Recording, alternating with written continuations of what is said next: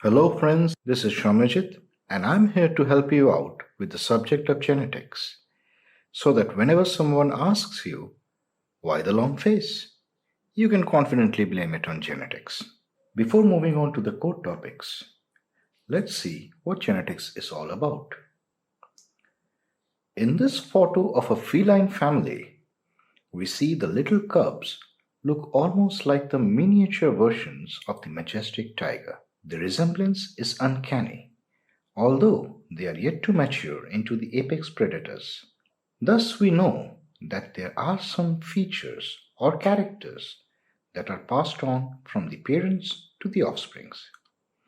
As the old saying goes, like begets like, and thus we can say the study of transmission of traits, better known as heredity and variance, is called genetics. I have just used two terms that are probably a bit unfamiliar to you. What is heredity? The transmission of characters from the parents to the offsprings is called heredity. This is the reason people often say that the kids to some extent resemble their parents. The process of transmission of such traits is called inheritance. Now about variation.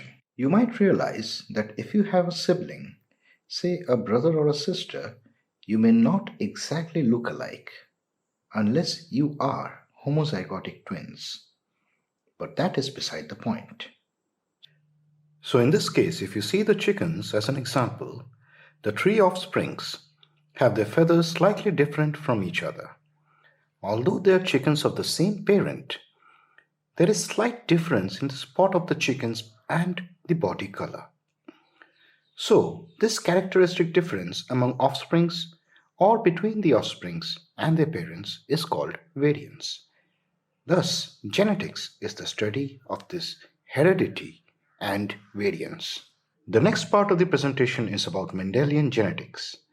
The whole section can actually be summarized in this picture of a family. If you notice carefully, the horizontal and vertical stripes of the parents' clothes are both copied as squares on the shirt the kid is wearing. If what I am saying is sounding gibberish, just buckle in and stay tuned. I'm sure you'll understand it by the end of the class. Gregor Johann Mendel, who is known as the father of genetics. Now, were there any other theory of genetics before Mendel? Actually, there were many, starting from philosophers like Aristotle, Pythagoras, to the famous contemporary of Mendel like Charles Darwin. They all had some hypotheses on how genetic traits or other characteristics are transmitted from one generation to the other. But Mendel, as far as we know, was the first person who approached this in a scientific, experimental manner. He could do so because of his neat understanding of nature and statistics. A mathematician at heart, he was an Austrian Catholic priest with an excellent understanding of both botany and statistics. His most famous experiments were the crosses of Pisum sativum or garden pea. It had given him the title of father of genetics. But was he always known as the father of genetics? No, because most of his life he went unrecognized. For about half a century, his publication did not get any traction, mostly because the publication was not as widespread at the time. And there were certain inhibitants of scientists, rather the contemporary biologists at the time, to accept some mathematical models of genetics. But in the early 1900s, three people, Hugo de Vries, Karl Correns, and Erich von Schmack, independently came to the same conclusion as Mendel, and he was hailed as the father of genetics.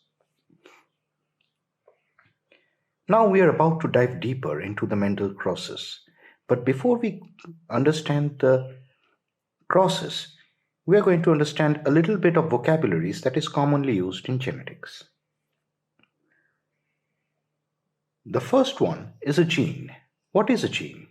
It is a sequence of nucleotides, generally of DNA, that encodes a specific gene product which is capable of doing a specific function.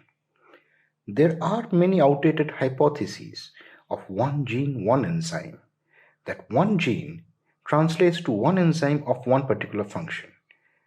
But then came the one gene, one polypeptide hypothesis. One gene can give rise to one polypeptide of a certain function. But now we know that even RNA molecules are capable of many varied functions in the biological system. For that, we cannot limit our scope between a gene and a polypeptide. For RNA might also be a gene product that is of essential functionality to the cell. Now, if I consider gene to be like a book of information, where is this book kept? It is kept in a library called the genome. The genome is the total genetic material of an organism. It can either be DNA or RNA. Now we discuss about genotype and phenotype. Phenotype is very easy. It is the observable physical properties of an individual. In this case, you see two kids. One has a brown hair and the other has a ginger hair. Now just looking at them, you can tell that one kid has a ginger hair and the other one has a brown hair. That is phenotype. You can easily distinguish and characterize from physical properties. But why does this kid have ginger hair? It depends on the genes on the chromosome. The genes in the chromosome might be either of brown hair type or of the ginger hair type. So the chromosome that carry the brown hair gene is the brown genotype, and the chromosome that carry the ginger hair gene is the ginger genotype. It is as simple as that. Now, the genes are always located at a specific location of a chromosome, and the place in the chromosome the gene is located is called a locus. Now that we have understood there might be more than one variety of a gene that gives the same phenotype, an allele is one of the two or more forms of a given gene variant. Taking the previous example, the gene for hair color can be of either brown or ginger or even black. So, depending upon which variant of the gene is determining the phenotype, we will say that this particular allele is regulating the phenotype of the individual. Also, if in a pair of chromosomes, both the alleles are of the same variant, the organism is called as a homozygous in respect to that of the allele. Similarly, if the alleles are different as obtained from the parents, then the organism is called a heterozygous. Now, moving on to the Mendel's crosses. Now that we are equipped with the terminology, we ask ourselves, why garden peas? Undoubtedly, garden peas are delicious. But green pea soup was not the reason for Mendel to work on different crosses of the peas. Pisum sativum, with a diploid chromosomal number of 14, has very distinct observable phenotypes that can be contrasting in nature. The short lifespans of the peas led to multi-generational studies. Obtaining pure homozygous breeds were also easier because of selected self-crossing. These were the reasons peas were chosen for this particular experiment. What were the traits or factors, as Mendel called it, that were observed during the crosses? He started off with almost 22 factors, but ended up in 7 factors that were used for his studies. Here are the list of the characters that he observed. The first phenotype is generally the dominant over the other. We will discuss dominance in a while. It was the color of the flowers that he chose to observe, either purple or white. It was the color of the seeds, which was either yellow or green. The shape of the seeds, either round or wrinkled. The color of the pods, either green or yellow. The shape of the pods, either round or constricted. The position of the flowers, either axial or terminal. And most importantly, the length of the stem, either tall or dwarf. The Mendel's laws of inheritance were proposed by Karl Correns and are divided on the basis of the type of crosses Mendel performed. We will delve deeper into each of them in the upcoming sections. The first question that comes to mind is, what is a genetic cross? It is nothing but the mating of two individuals resulting in the combination of genetic material in the offspring. Now, a monohybrid cross is very simple.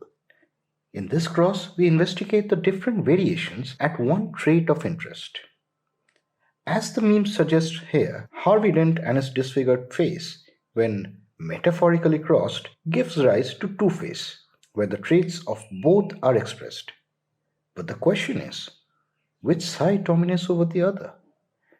I'm sure Batman fans would know, but we will see if we can answer it in the context of genetics. Analogous to the Two-Face meme of the previous slide, when a pure tall plant is crossed with a pure dwarf plant, the offsprings in the first filial generation, or F1, are all a hybrid tall phenotype. What does it mean? They all look tall.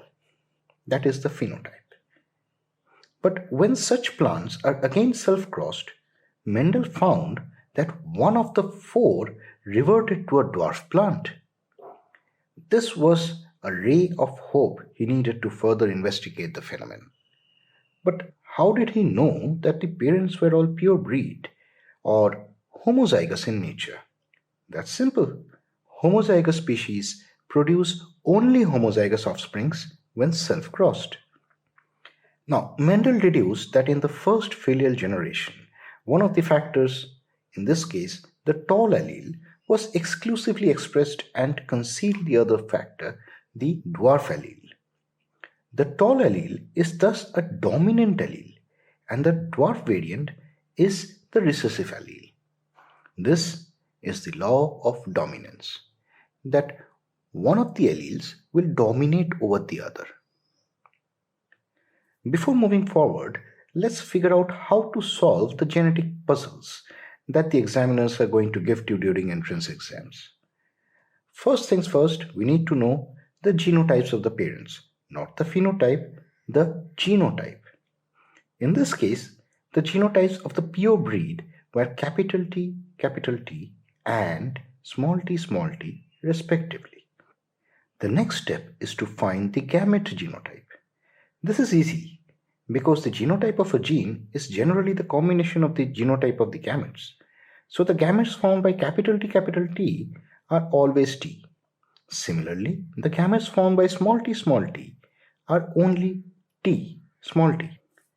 Thus, the first filial generation will only be capital T, small t. This is the hybrid tall plants that we got in the first filial generation. And from the law of dominance, we know that the capital T will dominate over the small t. Thus, the phenotype, as we observed, is tall. Now, what are the gametes of the hybrid capital T, small t? The gamete formed by the hybrid is one capital T and one small t. How to solve the second filial generation offsprings formed by self-crossing the hybrid? Here comes the concept of a Punnett square. Here we lay out the gametes of each of the parent and we get the genotype of the offsprings in the corresponding squares. In this case, the cross produces one homozygous tall plant, two heterozygous tall plants, and one homozygous dwarf plant. This will help us to identify the phenotype and genotype ratios of the offsprings. Now that we know about how to solve Punnett squares, we determine the phenotype ratio as 3 tall to 1 dwarf plant in F2. Also, the genotypic ratio from the same Punnett square is 1 pure homozygous tall, 2 heterozygous tall, and 1 homozygous dwarf plant. This also proved that there was no mixing of the alleles or factors in the offsprings, but they are randomly selected and segregated from each parent. This is the law of segregation. Well, now that we have mastered the monohybrid cross, now we conquer the dihybrid cross. Dihybrid cross is where two traits are investigated at the same time.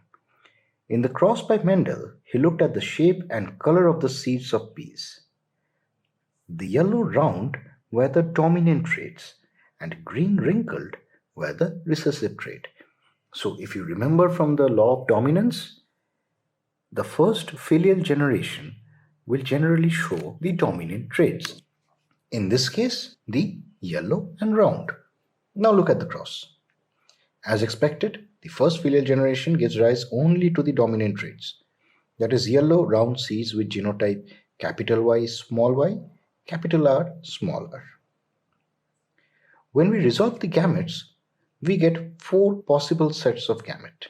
The Punnett square is sort of interesting. We notice all sorts of phenotypes.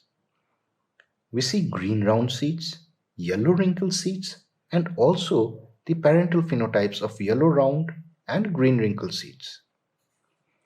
The phenotypic ratio is determined to be 9:3:3:1. The genotypic ratio is, however, a mouthful, so I'll be saying it only once. Stay alert. It's 1:2:1:2:4:2:1:2:1. Didn't get it, right? Okay, I'll repeat again. It's 1:2:1:2:4:2:1:2:1. Do the Punnett square yourself and try to find out all the possible genotypes. Now, the law of independent assortment just determines that the different traits can segregate independently during the formation of gametes. This means that the segregation of one trait, say the shape of the seed, is generally independent from the segregation of the color of the seed. Now, there are some discrepancies when it comes to these laws. The most common one is called linkage, where 2 genes tend to segregate together instead of being independent of each other. But we will learn more of this in the next lecture. As of now, the Mendel's laws dictate the genes to independently and dominantly segregate. In a short summary of a lecture, we have learned the basic genetics, the what, why, and how of the topic. Now we have grasped the concepts of some basic terminologies. And we are now aware of the father of genetics and know the crosses that define the experimental standards in genetics. We also now know about the laws that define the monohybrid and dihybrid crosses of Mendel. In the next lecture, we will attempt to go beyond Mendelian genetics and see all sorts of important phenomena in genetics. If you like this video, do consider a like. If you by chance loved it, consider a subscribe. And if you feel benevolent, please share with your friends who would like to learn about genetics. Till then, this is Soumyajit bidding adieu. Just remember, heterozygotes, they're a little different.